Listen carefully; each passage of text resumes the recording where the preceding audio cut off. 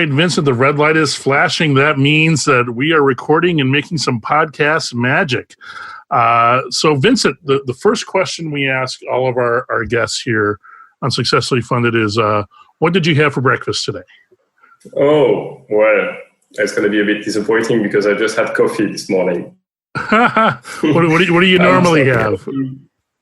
And usually I have, I shouldn't say this, but Nutella. Okay. Yeah, Nutella with bread.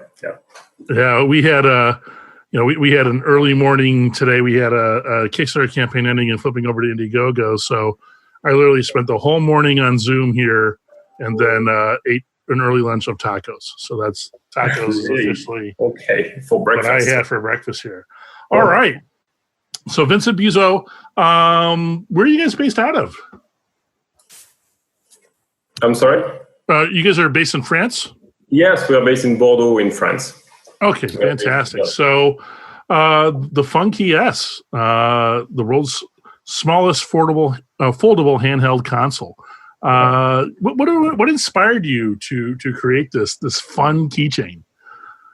Many ideas. I mean, the story behind it is a bit long, but basically the whole idea behind the FunKey S is to have a keychain on which you can play, retro games. And for me, I'm a huge fan of retro gaming and playing the old games, that we used to play on the Super Nintendo or the NES when you were young. And the idea is, you've got a lot of idle moments in life when you're just waiting in line or at the dentist or I don't know, in the bus. And the idea is to fill all of these empty moments with something that you always carry with you because it's on your keys, it's on your keychain, and just pop it up and you open it and you can just start back some game that you were playing or beat some boss that you were beating or something like that on any console that you wanted, that you played on when you were young. Fantastic. And so this is really hitting my sweet spot because, I'm of the generation that when Super Nintendo came out, I was at that perfect age. I was about 12 years old, and man, was it a life changer. How are you, to do the, boy, has technology changed. Back in the day, we had these big boxes and we would blow on the tape and try to get the cartridge to go in. And now you get this on a small keychain.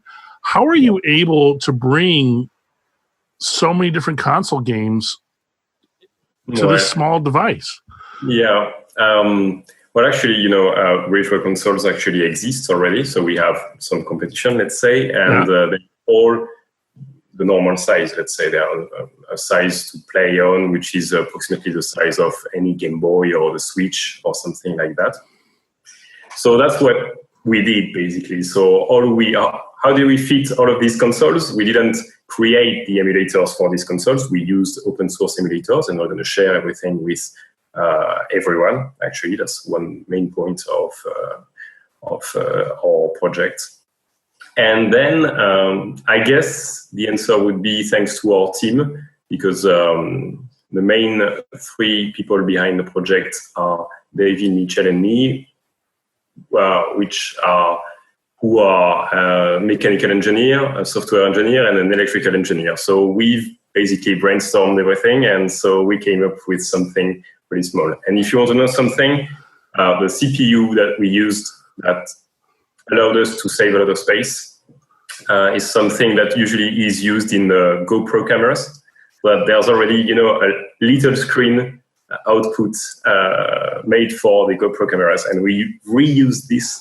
It's a bit of recycling so that we can use it on small screens for the consoles. Nice. So, obviously I see some Super Nintendo or NES games, I should say, being replicated here.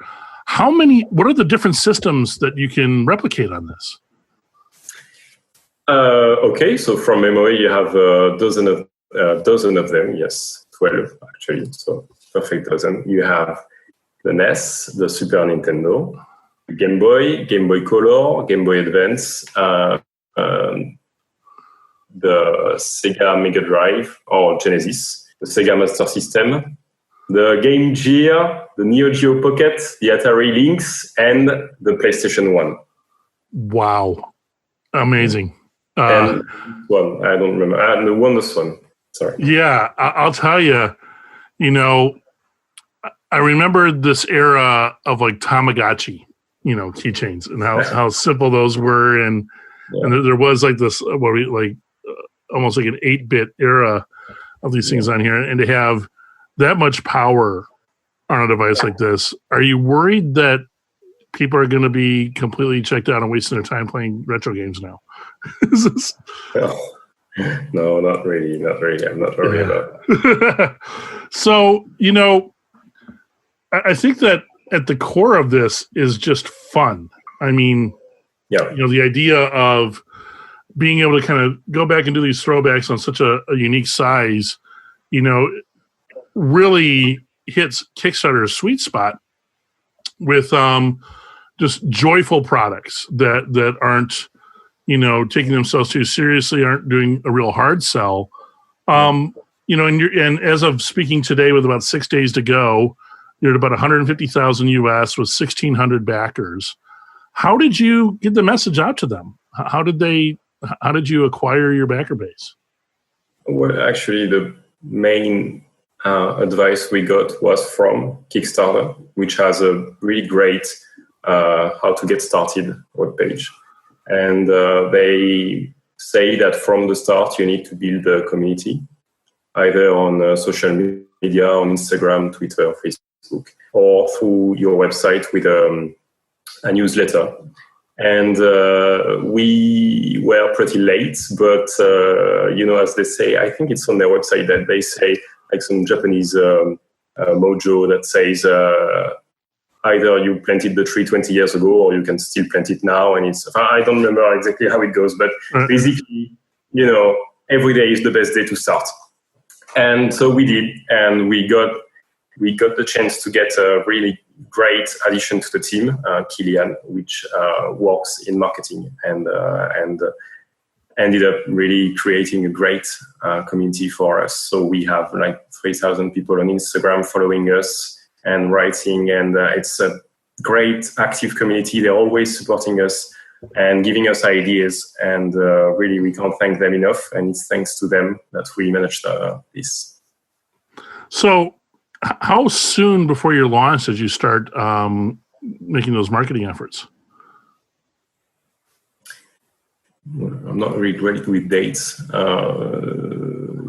You should ask my girlfriend is my calendar, actually, so I should ask her.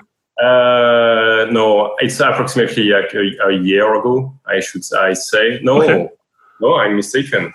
We started before, but Kilian joined us less than 6 months ago. So yeah, it's less. Before he was there, I think we had 200 followers, and now we have 3,000. So yeah, nice. 6 months. So you really did make an investment of building an audience to bring to Kickstarter versus throwing it on Kickstarter and hoping they come. Yeah. So how you've got these shipping pretty aggressively too in November 2020.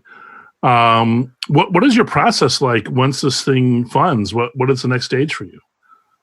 Yeah, that's something that people worry about, and even us, actually. So I should first say that we are already a bit in advance. We are not late. So we prepared everything before. We already contacted everyone in China because we're producing in China.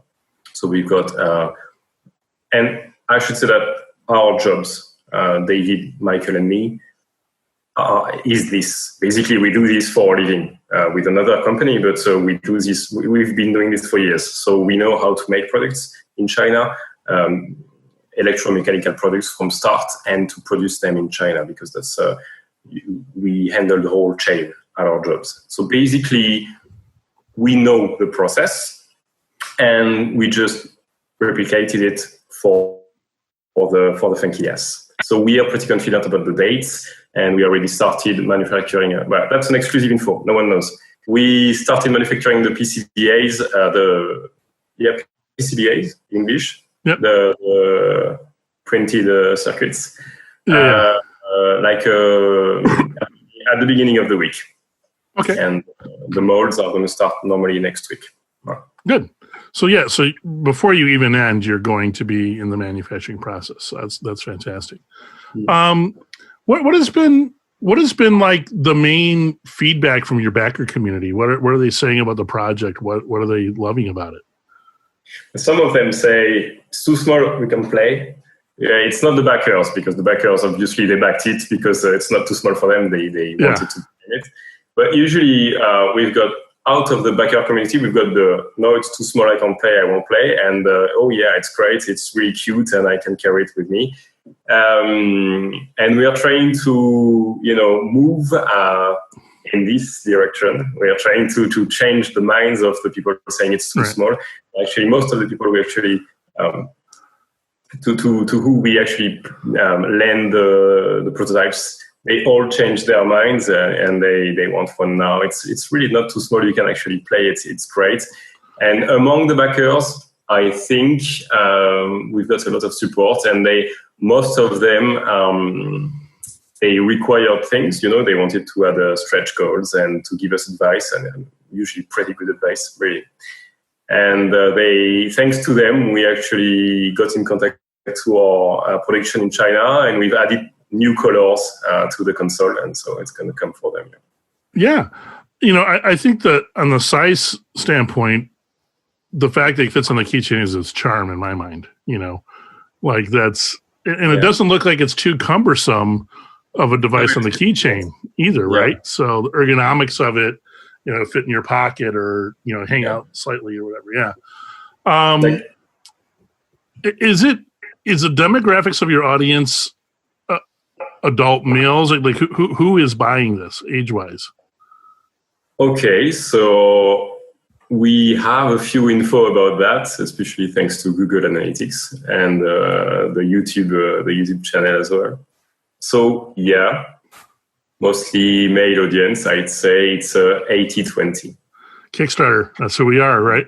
Yeah. Yeah, especially for gadgets. Yeah. Do you think that is going to be your core audience moving forward, or do you find a way that maybe there's some broader appeal with younger audiences? Yeah, actually, we think we didn't reach the whole audience yet. To tell you the truth, we didn't get many. We got some articles from tech news websites, but not from the US. And they answered, and actually it's a great thing that they answered, because we asked them, why don't you talk about our products? Because most of the other countries do. And in the US, like TechCrunch or Gizmodo or big journals like that, they answered that they actually follow the product for quite some time, and they knew about our project even before we launched it on Kickstarter, but they don't take the risk anymore to talk about Kickstarter products, not much. And I think we missed a big audience because of that. And also because of the COVID pandemic in the US right now, it's not really, the time to buy things. It is not a time to buy things. Now, I think you're touching on a point that a lot of campaign founders should think about is, this beast of crowdfunding and digital marketing is always evolving. And I think what's happening is, in the beginning, it was a very open market. You didn't necessarily have to run Facebook ads. There was no blocking of your audience on Facebook. You made a post, everyone that follows you sees it. And the tech media in particular was very excited to write about these ideas and projects.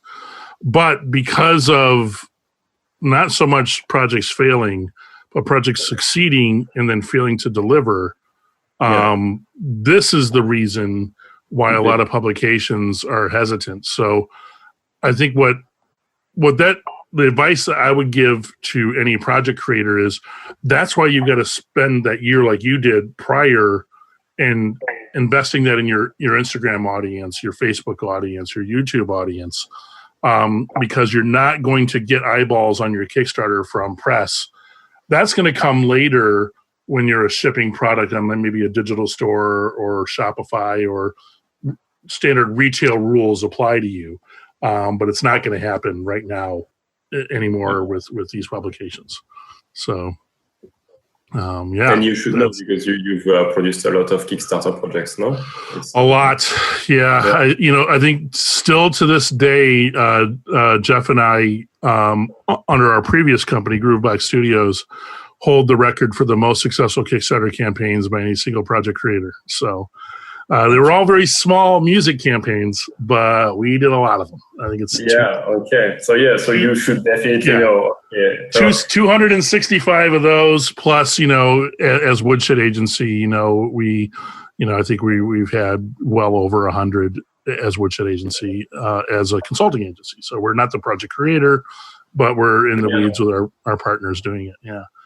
So let's talk a little bit about after Kickstarter. You're obviously doing great with 6 days left. I think, this next stretch goal of unlocking the colors, I really hope you achieve that. I would love to see that happen. When your Kickstarter ends, what are you doing immediately after that? Are you going to do the Indiegogo in demand? Yeah, exactly. Yeah. It's very easy to do, everybody. You should all be doing this. I spent all morning switching it over to a client, but yes, this can be done. Okay. No, they contacted us. Actually, we planned on doing it, and we got lucky. I don't know if maybe it's 1 week they have a 1 week rule or something, but they contacted us yesterday. Guys from Indiegogo, and we actually told them that we already planned on doing it. And I think it's a great way to fill the gap between the web marketplace, where you're going to really be able to sell your products, and with continuous production when you already have stock. And now the end of the campaign, because we don't have stock yet, any stock, I mean. So basically there's a big gap. And we plan on doing Indiegogo in demand. I think it's the best way to. I agree. It's becoming a best practice and we did this morning with our client, is our Kickstarter ended at noon. At 12:01, the Indiegogo was live. So the Kickstarter had just barely stopped doing its fireworks of, hey, you've succeeded, and now Indiegogo's up. And then what a lot of. Can I ask you a question about this? Because you should know. So I'm just gonna. We were wondering today. At the end of the Kickstarter, we can't write anything anymore on the story, right? There are some restrictions, but and we're seeing it for the first time now too. Like Kickstarter has a couple betas that they're running in terms of actually solving this problem we just talked about, right? Of campaigns succeeding but then failing to deliver. They have a beta program now that is giving you a really organized way of reporting your stages of production. So you cannot go back and change fundamental language on what your campaign was. That's all locked in stone.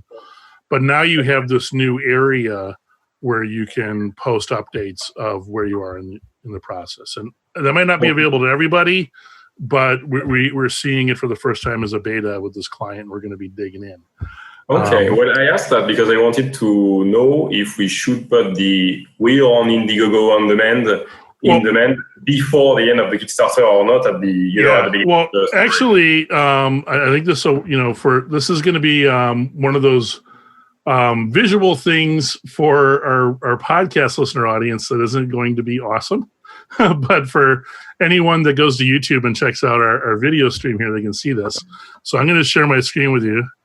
So now we're going from podcasts to our helping our campaigns. So this is what you see now, and this is the campaign that we flipped over.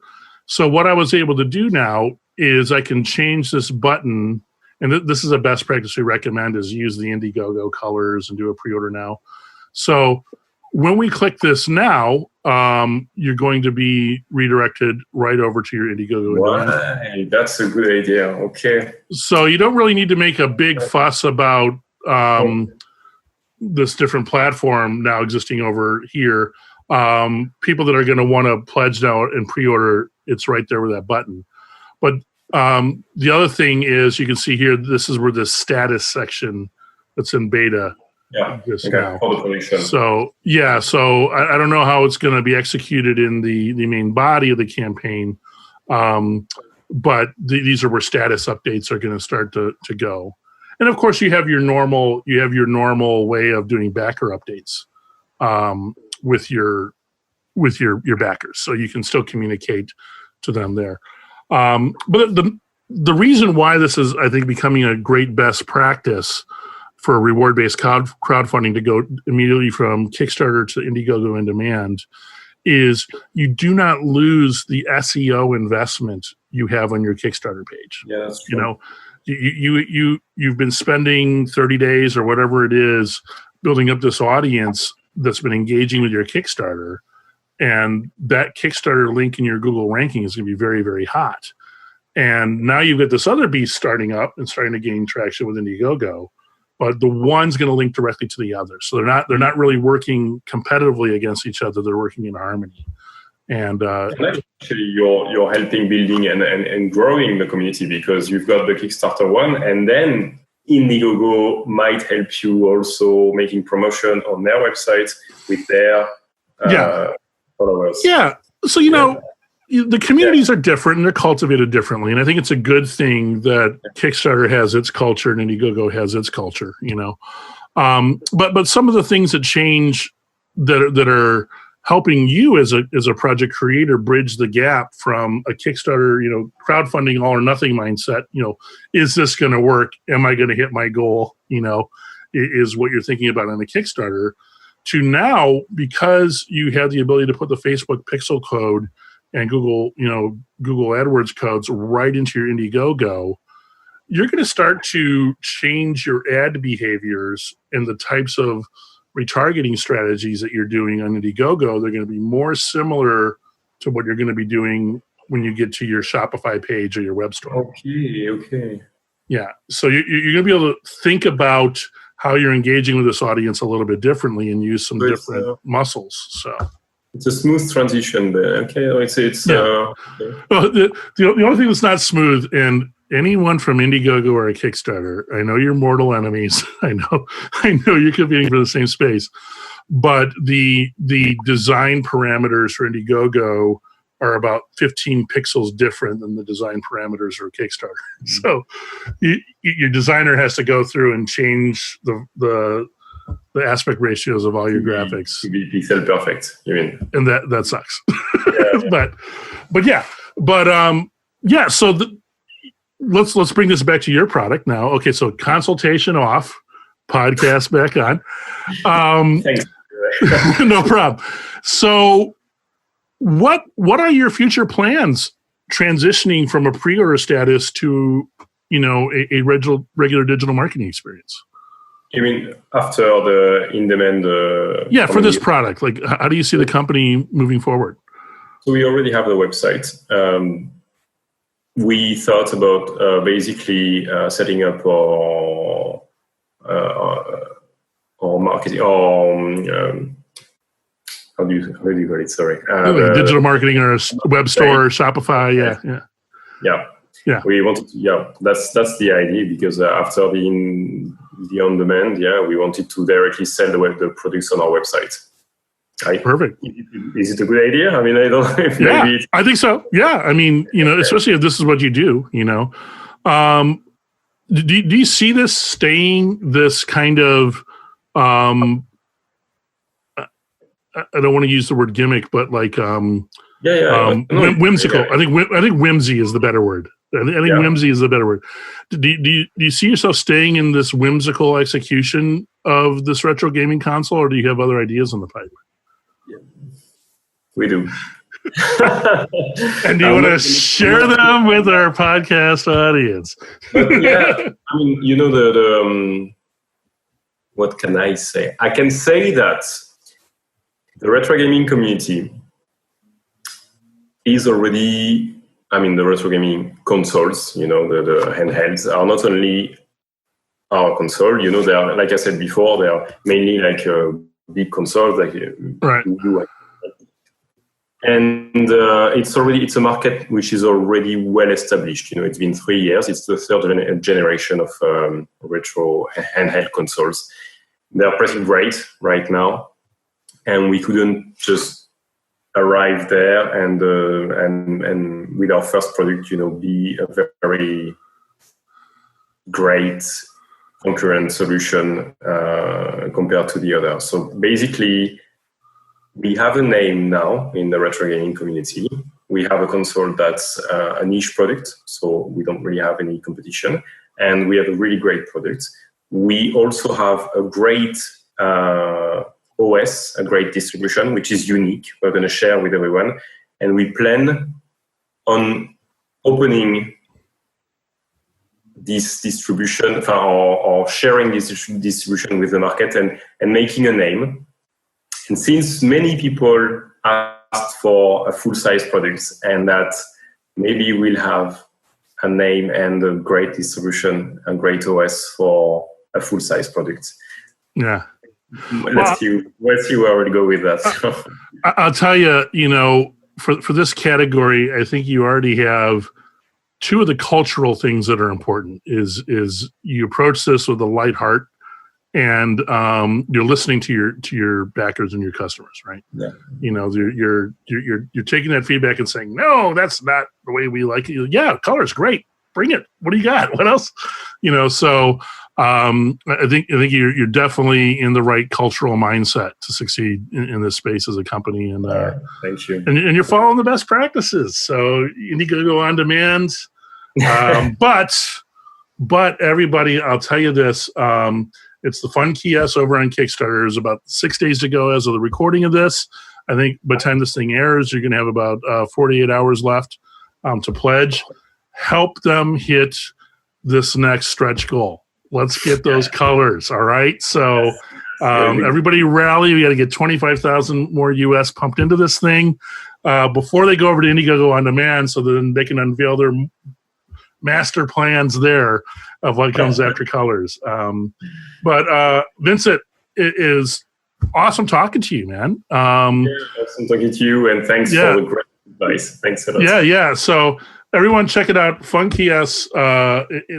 You can't miss it. The purple handheld retro gaming keychain, and they're over on Kickstarter for the next couple days. And then when they're done, if they follow Shawn's old advice, they'll have a big pink button on that Kickstarter.